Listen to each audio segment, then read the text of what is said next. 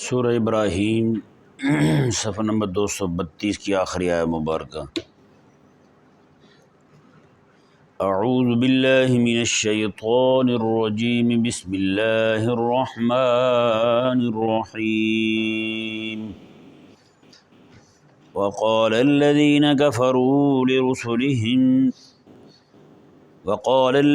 كفروا لرسلهم لنخرجنكم من أرضنا أو لتعودن في ملتنا فأوحى إليهم ربهم لنهلكن الظالمين۔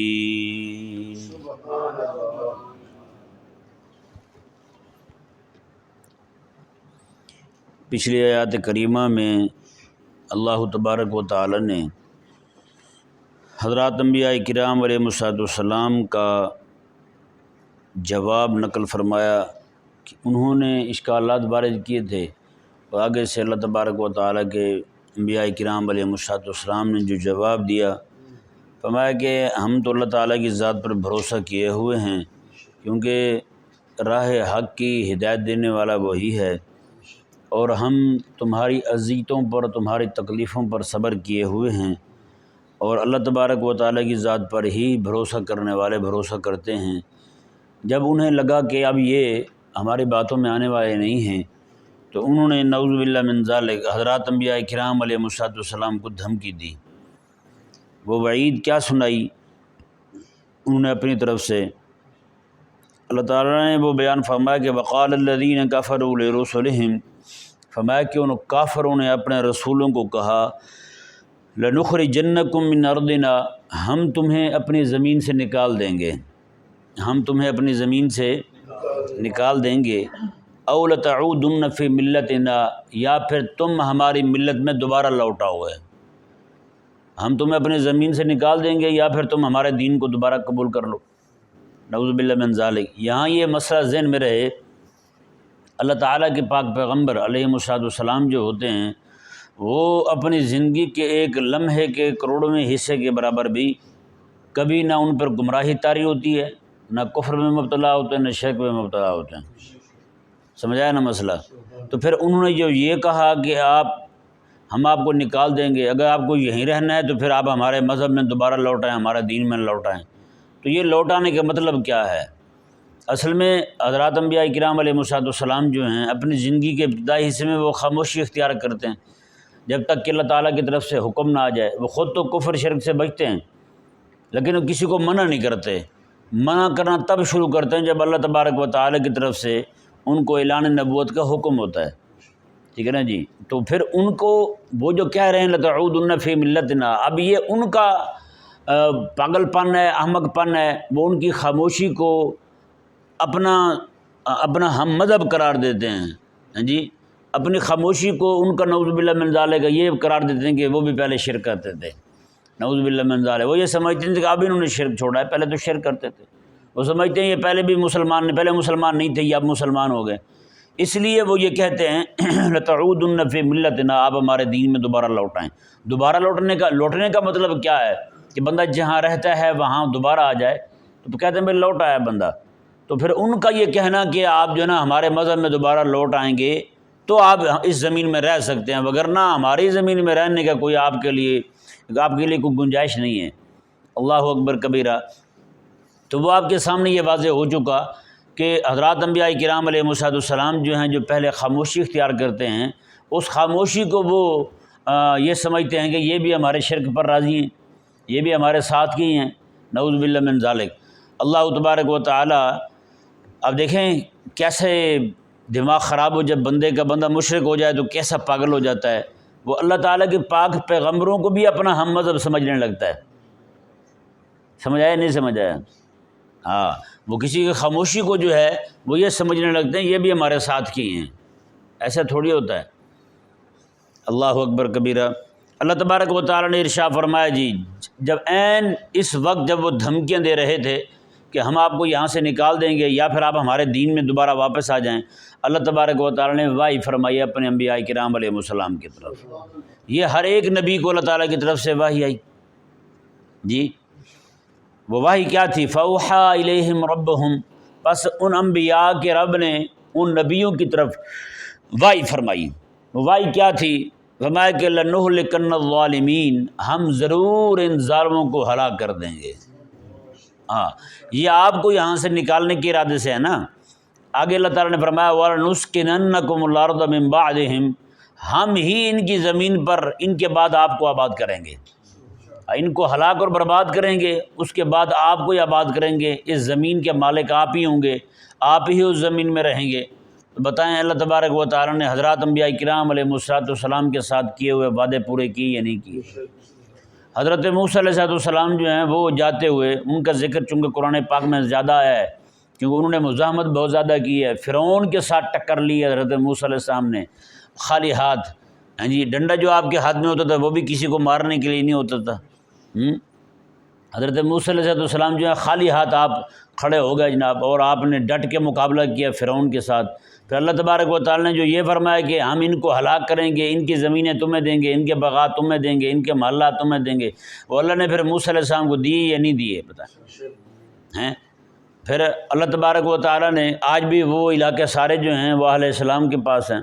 مصر کو دیکھ لیں، وہاں کون لوگ رہتے ہیں؟ گو کہ ان کی حکومت جو ہے وہ جیسی بھی ہے وہ بھی آپ کے سامنے ہے۔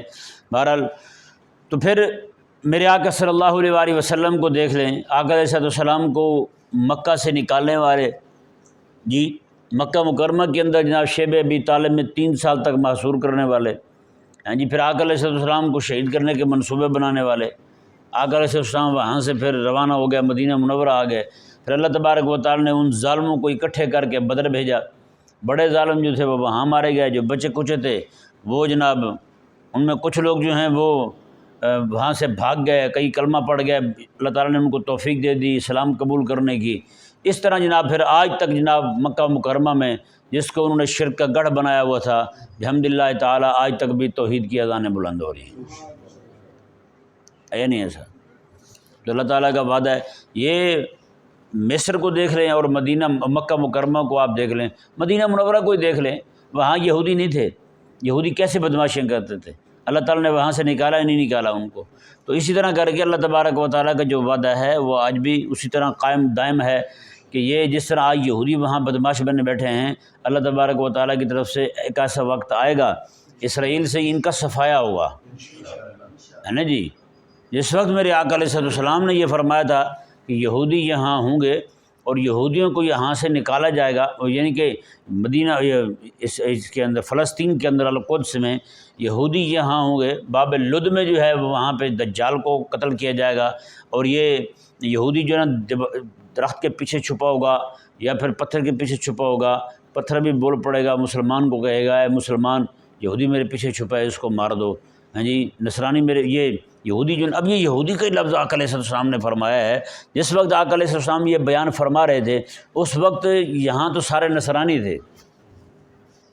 کون تھے وہاں پہ؟ نصرانی تھے اس وقت۔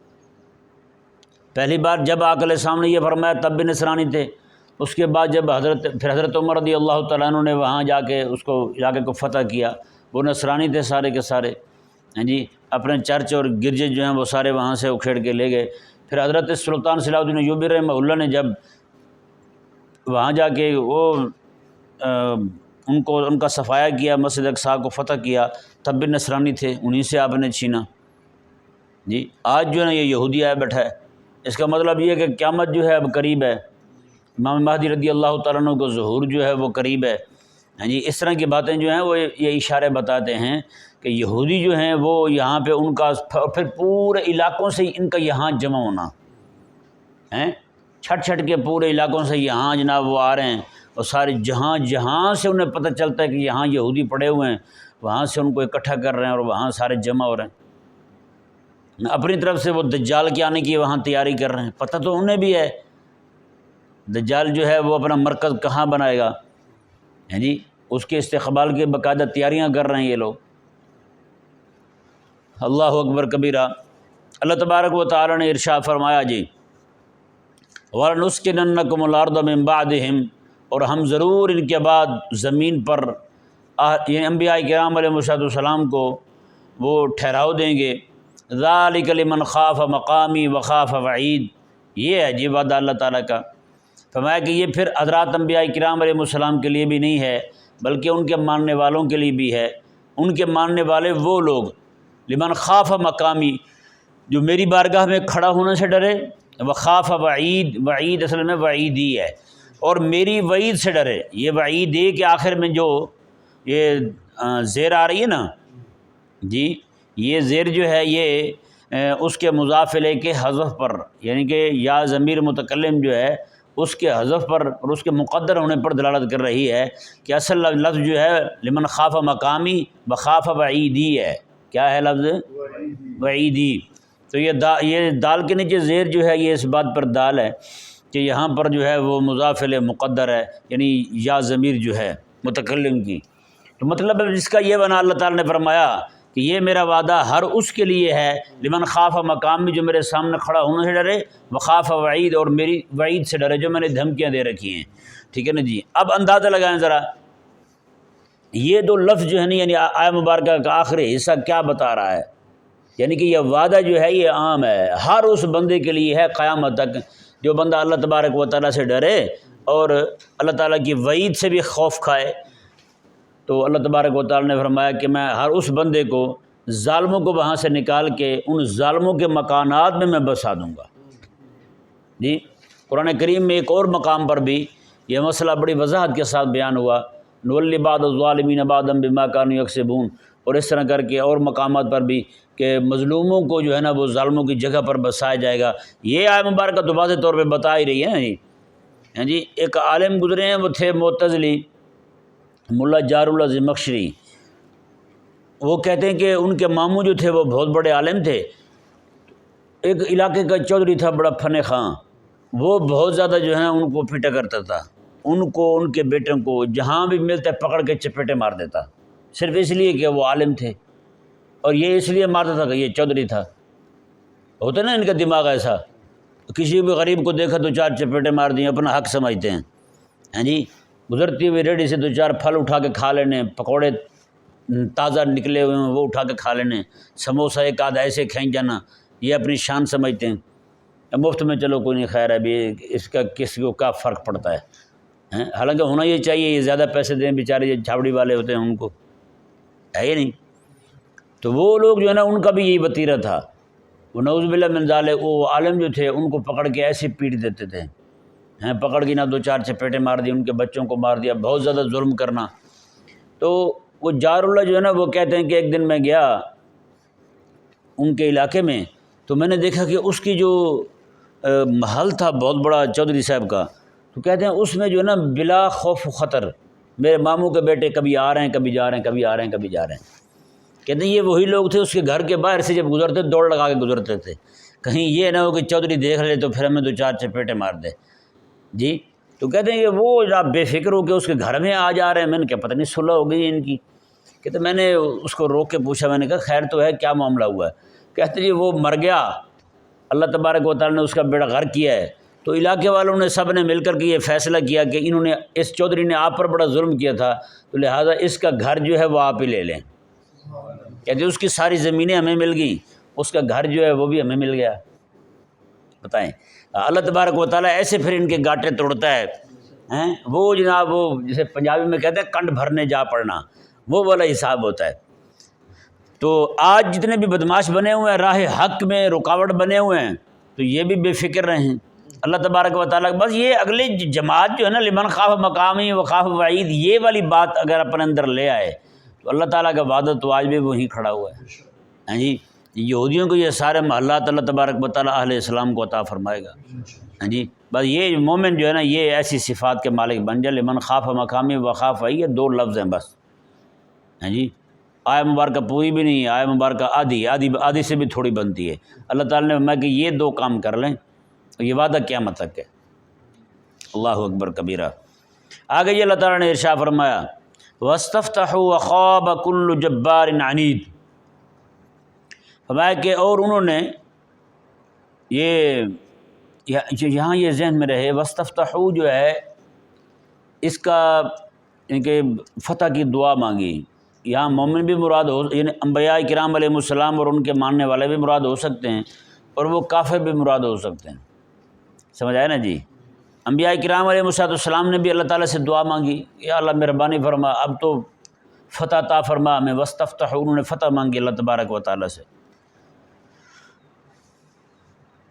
تو اور فتح کی دعا مانگنے سے، اور پھر اگلی آیت مبارکہ جو آیت مبارکہ کا اگلا حصہ پھر مطلب یہ بنے گا، انبیاء کرام علیہ السلام نے دعا مانگی، وخاب کل جبار عنید، تو ہر جبار اور ہر دشمن ضدی ہر دھرم جو ہے وہ ذلیل ہو گیا۔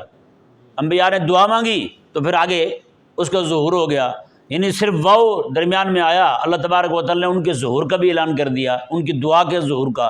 واستفتحوا، حضرات انبیاء کرام علیہ السلام نے دعا مانگی کہ مولا ہمیں فتح عطا فرما۔ اللہ تعالیٰ فرماتا ہے وخاب کل جبار عنید، اور وہ لوگ جو تھے وہ بھی جناب ذلیل و رسوا ہو گئے۔ جبار اور عنید، جبار یعنی جو ظلم کرنے والے تھے وہ، اور عنید دشمن جو تھے، ضدی جو تھے، ہر دھرم جو تھے وہ ذلیل ہو گئے۔ اللہ تعالیٰ نے ارشاد فرمایا دنیا کے اندر تو ذلت ملی ہی ملی۔ اچھا، ایک معنی تو یہ ہو گیا کہ واستفتحوا کا مصداق جو ہے ہم حضرات انبیاء کرام علیہ السلام کو قرار دیں، پھر معنی یہ بنتا ہے اگر ہم اس کا مصداق انہی کافروں کو ہی قرار دیں جو انبیاء کرام علیہ السلام کے مقابلے میں کھڑے ہوئے تھے، تو پھر آیت مبارکہ کا مطلب یہ بنے گا واستفتحوا وخاب کل جبار عنید۔ اللہ تعالیٰ نے فرمایا کہ انہوں نے دعا مانگی تھی مجھ سے، یا اللہ تو ہمیں فتح عطا فرما۔ اللہ تعالیٰ فرماتے ہیں وہ فتح کی دعا مانگ رہے تھے، ہم نے ان کو ذلیل کر دیا، پھر ہم نے ان کو ذلیل کر دیا۔ وخاب کل جبار عنید، میں کہ ہر جبار اور عنید جو ہے وہ ذلیل و رسوا ہو گیا۔ اللہ اکبر کبیرہ۔ حضرت موسیٰ علیہ السلام جو ہے نا، آپ کو اللہ تعالیٰ نے وحی فرمائی تھی، فرمایا کہ موسیٰ ان ظالموں کو کہہ دو کہ میرا ذکر نہ کیا کریں، ظالموں کو کہیں کہ میرا ذکر نہ کیا کریں، جو ظلم کرنے والے ہیں یہ میرا ذکر نہ کیا کریں۔ کیوں کہ جو میرا ذکر کرتا ہے نا میں بھی اس کو یاد کرتا ہوں، پھر میں بھی اس کا ذکر کرتا ہوں۔ یہ ظالم جب میرا ذکر کرتے ہیں تو میں ذکر کے بدلے ان پر لعنت بھیجتا ہوں، پھر ذکر کے بدلے کیا بھیجتا ہوں؟ لعنت بھیجتا ہوں۔ ان کو آپ فرما دیں تمہاری عافیت اسی میں ہے کہ میرا نام نہ لیا کرو۔ کتنی بڑی وعید ہے، کتنی بڑی بات ہے، یہ کتنی بڑی تنبیہ ہے کہ اللہ تعالیٰ فرما رہا ہے کہ میرا نام بھی نہ لیں، میرا نام لیں گے تو ان پر لعنت برسے۔ بتائیں نا، جیسے حدیث پاک ہے رب قارئ للقرآن والقرآن یلعنہ، میں کہ بہت سارے لوگ قرآن پڑھنے والے ایسے ہیں جن پر قرآن لعنت کرتا ہے، قرآن لعنت کرتا ہے۔ میں کہ وہ کون ہیں؟ شارحین فرماتے ہیں کہ یہ وہ لوگ ہیں جو قرآن بھی پڑھتے ہیں، قرآن کی بات بھی نہیں مانتے، قرآن کے احکامات کو نہیں مانتے۔ کہ ایسے لوگ پھر وہ قرآن نہ پڑھیں تو ان کے لیے فائدہ رہے گا نا، قرآن بھی پڑھیں، لعنت بھی پڑھیں، قرآن بھی پڑھیں اور محبوب علیہ السلام کی صحابہ کی مخالفت بھی کریں، قرآن بھی پڑھیں، آقا علیہ السلام کے دین کو ہلکا بھی جانیں، آقا علیہ السلام کے احکامات کو بھی نہ مانیں، قرآن بھی پڑھیں اور اپنی مرضی کو، اپنی خواہش کو قرآن سے اوپر جانیں۔ تو بتائیں قرآن پھر کیا کرے گا ان کے لیے؟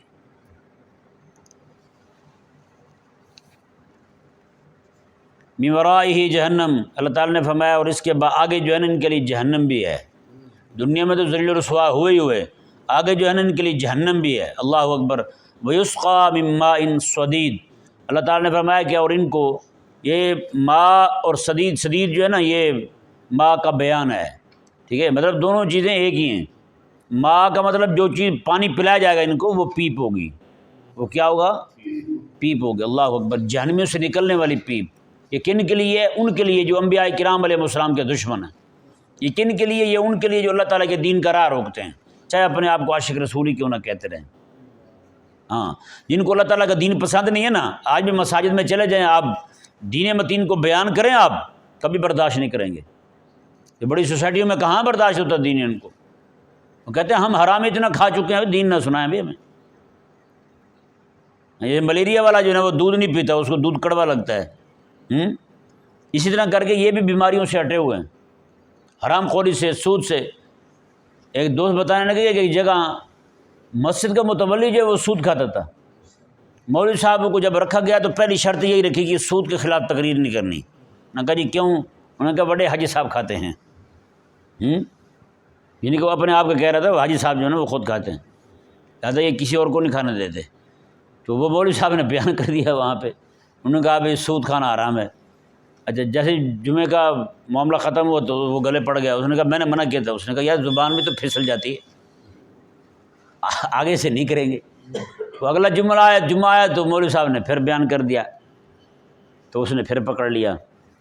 وہ 3 جمعے اس نے کہا کہ تو ذلیل پہ ذلیل کیا جا رہا ہے، عجیب بندہ، تیری زبان پھسل جاتی ہے اور موضوع بھی وہی اسی پہ آپ پھسلتی ہے جو میں نے روکا ہے۔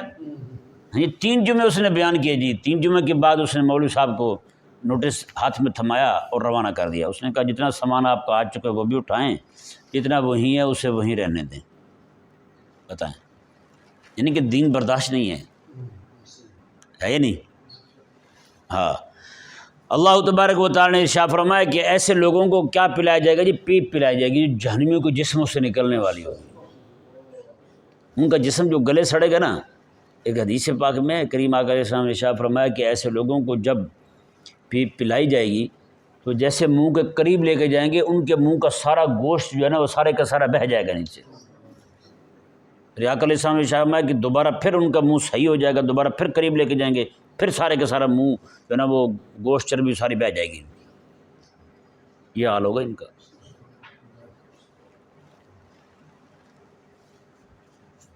اللہ تعالیٰ نے ارشاد فرمایا کہ یتجرعہ ولا یکاد یسیغہ ویاتیہ الموت من کل مکان وما ہو بمیت۔